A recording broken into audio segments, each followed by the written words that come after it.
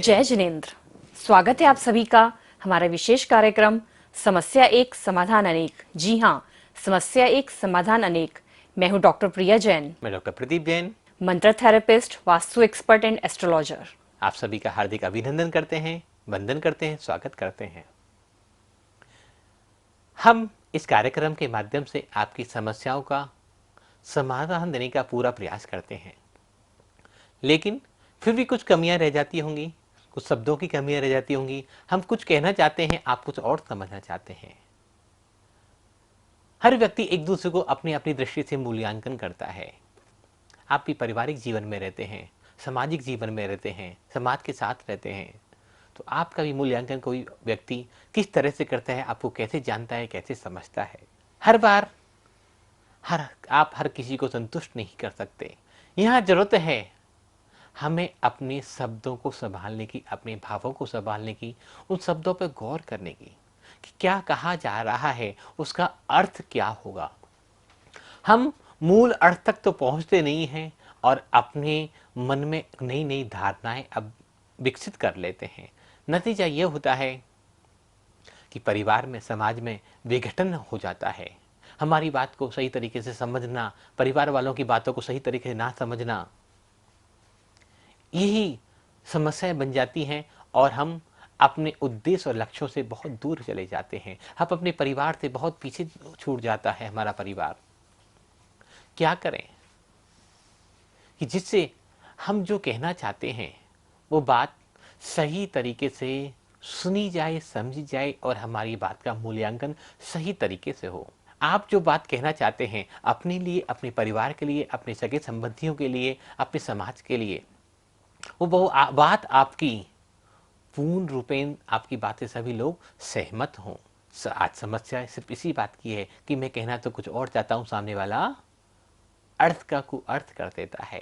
मेरी बात का कोई सम्मान नहीं देता, मेरी बात को कोई मानता नहीं है, मेरी बात को कोई समझता नहीं है।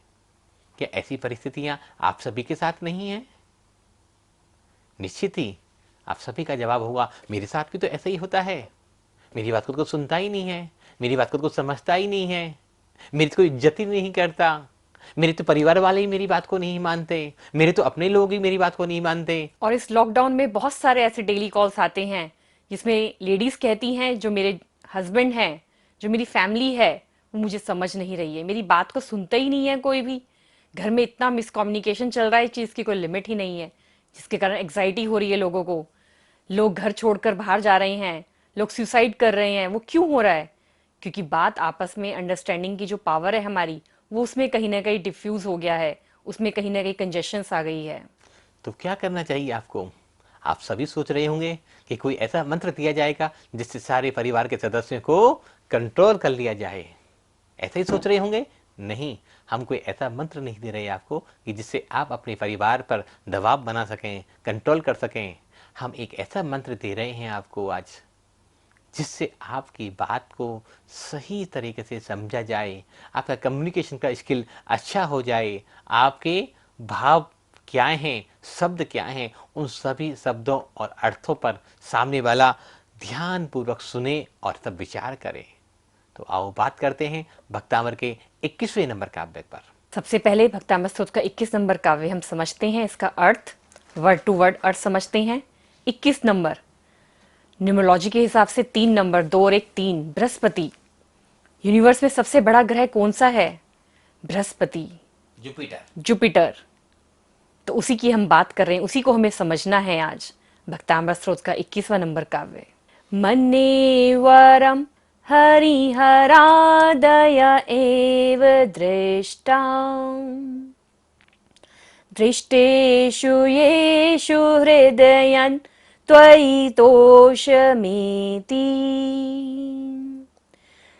किं वीक्षितेन भवता भुवि येन नान्यः,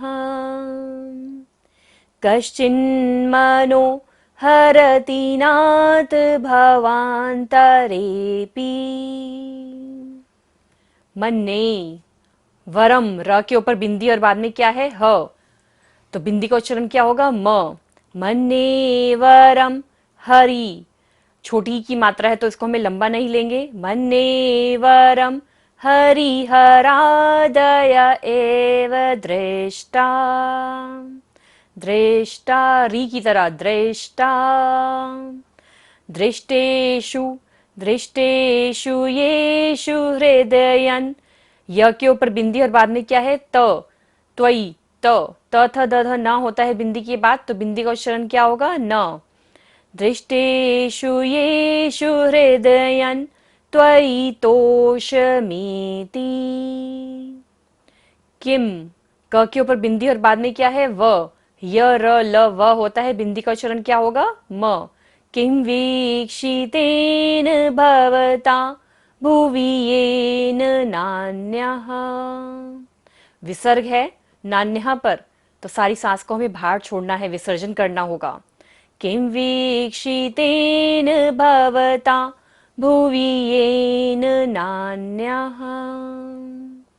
कश्चिन्मनो कश्चिन्मनो हरति नाथ, कश्चिन्मनो हरति नाथ भवान्तरेऽपि।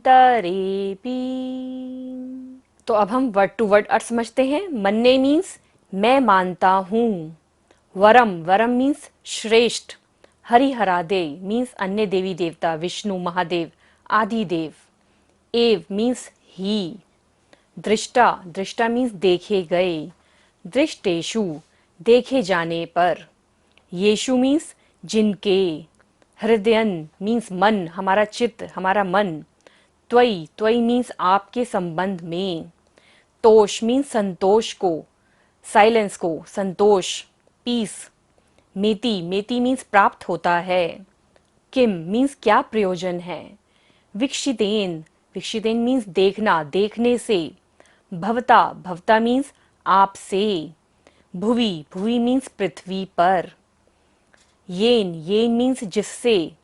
नान्यः, नान्यः का हम संधि विच्छेद करेंगे, न मीन्स नहीं और अन्यः मीन्स दूसरा कोई। कश्चिन, कश्चिन मीन्स कोई भी। मनो, मनो मीन्स चित्त को। हरति, हरति मीन्स हरण करता है। नाथ, नाथ मीन्स स्वामी। भवांतरे, दूसरे भव में, दूसरे भव में, जन्म में। अपि मीन्स भी। तो इसका हम भाव समझते हैं। भक्ताम्बर स्तोत्र का 21वें नंबर काव्य का भाव क्या है आखिर। हे प्रभु, हरिहर आदि देव, हरिहर आदि देवों में हरिहर आदि देवों को देखना अच्छा लगता है, क्योंकि उन्हें देखकर भी अंतःकरण को संतोष और शांति नहीं मिलती है।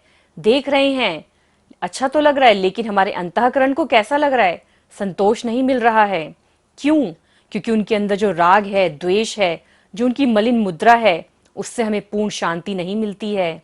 अतः आपको देखकर, आपको निहारते हुए मेरे मन को उसमें रमना अच्छा लगता है। जब मैं आपको देखता हूँ तो संसार में जितने भी देव हैं, जितने भी रागादि देव हैं, ब्रह्मा हैं, विष्णु हैं, उनको देखकर मुझे अच्छा नहीं लगता है। लेकिन मैं यदि आपको देख लेता हूँ तो मेरे मन को आप हरण कर लेते हैं। मुझे कहीं और देखने की जरूरत ही नहीं पड़ती, क्योंकि आपके अंदर जो वीतरागता है, जो आपकी मुद्रा है, वो सहज ही मुझको आकर्षित कर लेती है, मेरे मन को हर लेती है। उससे देखकर मुझे परम शांति की प्राप्ति होती है। हे देवादि देव, यह सुखद रहा कि मैंने अच्छे श्रेष्ठ सरागी देवों का स्वरूप पूर्व में जान लिया, तदुपरांत वीतरागी स्वरूप में परिचित हुआ। यह सामान्य दृष्टिकोण है कि एक प्रकार की दो वस्तुओं को देखने पर भी, उनकी तुलना करने पर भी वस्तु विशेष से वाकिफ होना होता है, उससे फिर भी श्रेष्ठता का बोध होता है। धनवान की श्रेष्ठता निर्धन की तुलना से ही नहीं की जा सकती। इसी प्रकार प्रकाश की अंधकार से, दिन की रात्रि से, ज्ञानी की अज्ञानी से, बलवान की निर्बल से आदि की तुलना से यथार्थ वस्तु का ही मूल्यांकन किया जा सकता है। इसी प्रकार वीतरागता की तुलना सरागता से करने पर ही वीतराग की श्रेष्ठता का बोध होता है। अर्थात भगवान, जब मैं आपको देखता हूँ तो मेरे चित्त को इतना परम सौभाग्य की परम संतुलन मेरे जीवन में आ जाता है। मुझे आपको देखते हुए ऐसा प्रतीत होता है कि मेरे चित्त को आपने हर लिया है। मुझे परम संतोष की प्राप्ति होती है। तो ऐसा है भक्ताम्बर स्तोत्र का 21वां नंबर काव्य कि जो भी जन इसको मन की शुद्धि पूर्वक, वचन की शुद्धि पूर्वक, भावपूर्वक भावपूर्वक प्रातःकाल ब्रह्म मुहूर्त की बेला में इसका पठन पाठन करता है, तो सारी फैमिली के अंदर जो लोग उसको मिसट्रस्ट करते हैं, जो लोग उसको रिस्पेक्ट नहीं देते हैं, जो जहाँ कहीं ना कहीं उनके डिफरेंस ऑफ ओपिनियन है, रिस्पेक्ट है, वो सब चीज़ें ठीक हो जाती हैं। क्यों? क्योंकि तब आप जब इस श्लोक का पठन पाठन करते हैं तो आपको अपने बात को किस तरह से सामने वाले को बताना चाहिए वो आपको ज्ञात हो जाता है कि मैं अपनी बात को कैसे प्रेजेंट करूं। वो आपके अंदर एनर्जी आ जाती है कि सामने वाला आपकी बात को अच्छे से समझे, उसको जाने, उसको पहचाने, फिर ही उसका अर्थ निकाले। तो बहुत ही अच्छा काव्य है आज का जो हमारा सिनेरियो चल रहा है उसको देखते हुए कि लोग मिसअंडरस्टैंडिंग कर लेते हैं। हम कहते कुछ है, समझ कुछ लेते हैं, अपने आप ही माला को पिरो लेते हैं। होता कुछ भी नहीं है लेकिन बहुत कुछ बना देते हैं। तो ऐसा यदि किसी की भी लाइफ में हो रहा हो कि वो सामने वाले को अपनी बात को प्रेजेंट करने में दिक्कत आ रही है, आज जो जॉब का इशू चल रहा है वहां भी यही मेन इशू है कि वो इंसान काम तो बहुत अच्छा कर रहा है लेकिन प्रेजेंटेबल नहीं है। तो उन लोगों को भी भक्ताम्बर स्तोत्र का 21वां नंबर काव्य करना चाहिए। सिर्फ ऐसा नहीं कि परिवार के आपस में जोड़ने के लिए ही काम करें। यदि किसी के बिजनेस में ऐसी दिक्कत चल रही है, बिजनेस पार्टनर्स आपस में एक दूसरे को समझ नहीं पा रहे हैं, तो वो लोग भी भक्ताम्बर स्तोत्र के 21वें नंबर काव्य का पठन पाठन करें कि वो अपनी बात को अच्छे से समझा पाए, कि सामने वाला उस बात को अच्छे से अंडरस्टैंड करे, रिस्पेक्ट करे, तो सब चीज़ें अपने आप धीरे धीरे ठीक हो जाएंगी। तो समझना अब सिर्फ इतना काव्य में इतना ही है कि मूल्यांकन करना है, अपना भी मूल्यांकन करना है और सामने वालों की बातों का भी करना चाहिए कि सामने वाले ने कब क्या कहा है, हम सही दृष्टिकोण से उसको देखें, उस सही नज़रिए से उसको देखना प्रारंभ करें, तो हमारी ज़िंदगी की आधी समस्याएं तो ऐसे ही ठीक हो चली जाएंगी।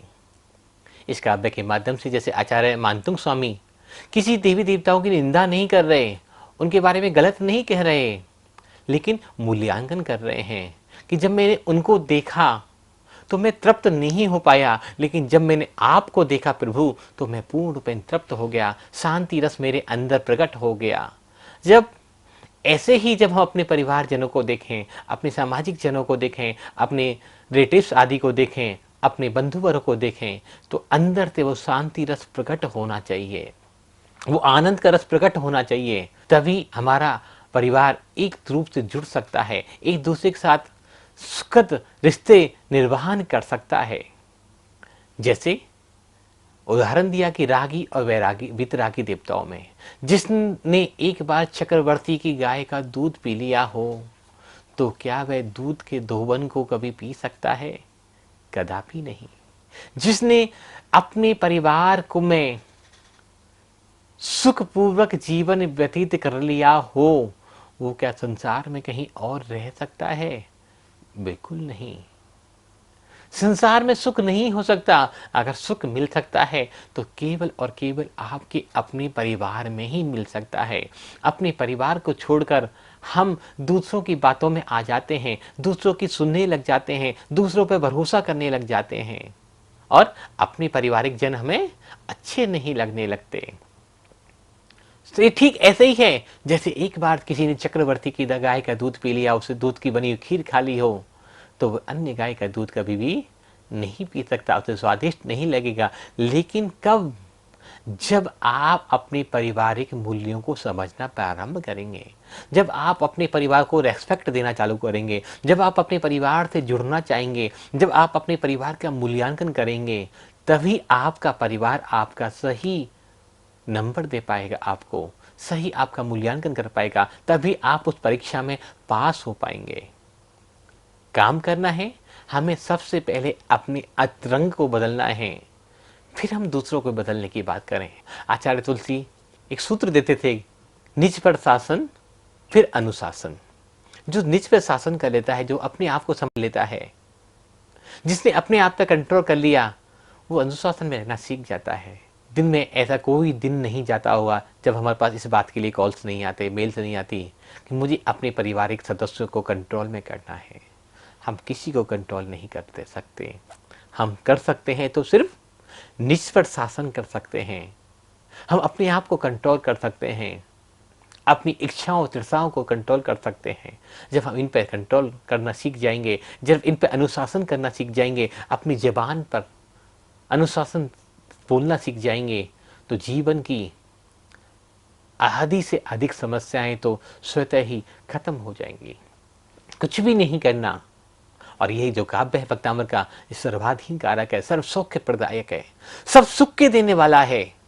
सुख कब प्रकट होगा? जब आपका परिवार एकता के सूत्र में बंधकर, एकता के धागे में उन मोतियों को पिरोकर आगे बढ़ेगा। तभी हम सुखी और स्वस्थ रह पाएंगे, तभी हम एक अच्छे समाज का निर्माण कर पाएंगे, तभी हम अपने बच्चों को अच्छे संस्कार दे पाएंगे। तो करना क्या है? हमें निज पर शासन करना है। इस काव्य के माध्यम से हमें वीतरागता के उन गुणों को प्रकट करना है, भगवान के उस गुणों को प्रकट करना है अपने अंदर, जो राग और देश से पूर्णता मुक्त है, जो कलुषता से पूर्णता मुक्त है, जो अज्ञान से पूर्णता मुक्त है। अगर हमारे अंदर वो गुण प्रकट हो जाएं तो पूरा संसार हमें एक जैसा दिखाई देने लग जाएगा। भक्तामर का यह काव्य सब काव्यों में अद्भुत है। बिल्कुल सभी काव्यों से तो जीवन की समस्याओं को दूर करने का निदान बताया गया है, लेकिन इस काव्य में तो जीवन को बनाने का कीर्तन किया गया है। जीवन अगर हम सही ढंग से बना लें, सुंदर संवार लें, तो कुछ भी हमें अन्यथा बाहर से कुछ भी लाने की आवश्यकता बिल्कुल नहीं है। और हमारा भी ये अनुभव रहा कि बहुत सारे कपल्स हमारे पास ऐसे आते हैं जिनका डिवोर्स तक का जो एक प्रोसेस है वो पहुंच चुका होता है, लेकिन लोग आपस में समझने को कपल तैयार नहीं होता। उन लोगों को भी हमने इस काव्य को पढ़ने के लिए दिया। जो मिसअंडरस्टैंडिंग उनके बीच में चल रही थी वो सब दूर हो गई। और बहुत सारे ऐसे पार्टनर्स आते हैं कंपनीज में, जब हम जाते हैं वास्तु के विजिट करने, कि दोनों जो पार्टनर्स थे उनके अंदर एक कहीं ना कहीं मिसअंडरस्टैंडिंग चल रही होती है। तो उनका हमने साथ वास्तु तो किया ही, उनकी एस्ट्रोलॉजी भी चेक करी, और उनको हमने भक्तांबर का 21वां नंबर काव्य का जाप भी दिया। मिरेकल्स हमें इसके रिजल्ट मिले। जो पार्टनर्स सोच रहे थे कि हम बिजनेस को अलग कर लें, हमने ऐसा देखा कि उन्होंने एक और काम दोनों पार्टनर साथ में करने के लिए अपना एक डिसीजन लिया, एक दूसरे को समझे कि कहाँ पर हम मिस्टेक्स कर रहे थे, कहाँ पर हम गलत थे, कौन किन लोगों के द्वारा, दूसरे लोगों के द्वारा हम एक दूसरे के प्रति हमारे मन में क्या भाव आ गए थे। तो बहुत ही अच्छा काव्य है ये। सिर्फ ऐसा नहीं कि सिर्फ एक हस्बैंड वाइफ ही इसका पाठ करें या एक सिर्फ फैमिली के लोग ही करें। आप इसको अपनी सोच को विस्तार करके भी इस काव्य का पाठ कर सकते हैं कि मैं यदि कंपनी में काम करता हूँ, यदि मेरा बिजनेस है, यदि मेरे कंपनी में कहीं ना कहीं ऐसी मिसअंडरस्टैंडिंग चल रही है मेरे अपने कलीग्स के साथ, जो मेरी बात को समझ नहीं पा रहे हैं, मैं एक अच्छे लेवल तक अपनी कंपनी को नहीं ले जा पा रहा हूँ, तो मुझे कहाँ क्या मिस्टेक कर रहा हूँ वो भी आपको ज्ञात होने लगती है। आज बस इतना ही। कल फिर मिलते हैं इसी समय। तब तक के लिए सभी को सादर जय जिनेंद्र, जय जिनेंद्र, जय जिनेंद्र।